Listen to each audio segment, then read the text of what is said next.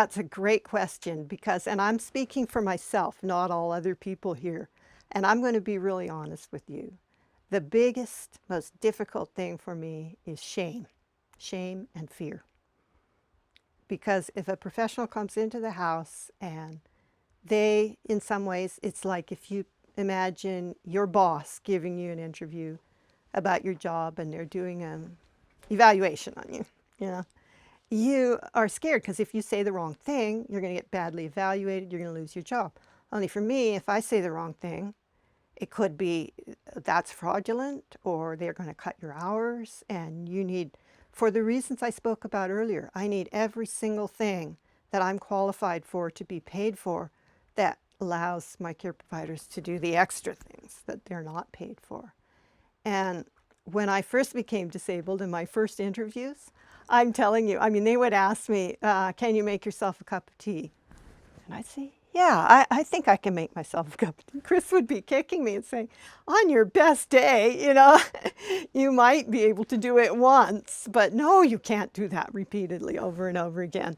And I was ashamed. As I mentioned earlier, I was fiercely independent. And so to be so dependent and to admit it and talk about it was really hard for me. And not so much the intimate details, but the other thing, like I'm okay with describing bowel and bladder care or whatever. That doesn't bother me so much, although some people it would, I'm sure.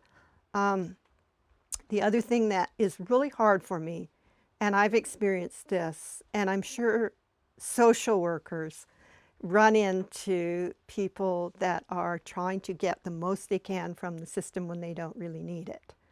And I understand that, but they need to look at each person freshly and look at me freshly. And there's other issues that take extra time for me. And when I try to describe that to a social worker, you couple that with shame and fear, and I'm scared that they're not going to believe me. And sometimes they don't. I mean, I have been accused of that couldn't take you that long, you know. And in one instance, I was so incensed by being accused of being a liar that I had Chris do stopwatch time and motion studies. And it turned out I'd underestimated the time, not overestimated it. And so one of the really big difficulties is to be myself, to be honest, and to have the confidence to say, yeah, this really is the care I need, you know.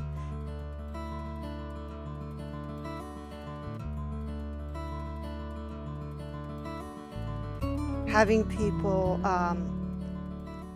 notice what I've been able to achieve, because a lot of my biggest achievement is surviving, you know, is surviving, I'd say surviving, keeping my spirit intact and being able to work, those three things.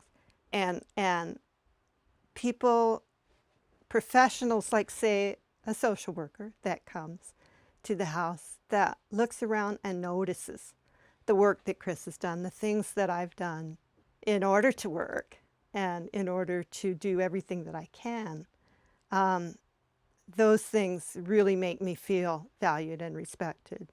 And looping back to what I was talking about earlier, a lot of what's so important with the IHSS interview is that they're good listeners and that they give me time to speak, because as you may have noticed, I get nervous, you know, in these kind of situations, and I tend to go on a little long sometimes, and they make me feel much more relaxed if they just listen and don't, you know, be dismissive. Oh, yes, yes, yes, and get on with the paperwork, but really listen and really notice different physical aspects or challenges of what I have to do. And if they put me at ease, a lot of times it's often with something very simple, like tone, like a joke, like, you know, little things more than any really big, you know, illustrative thing.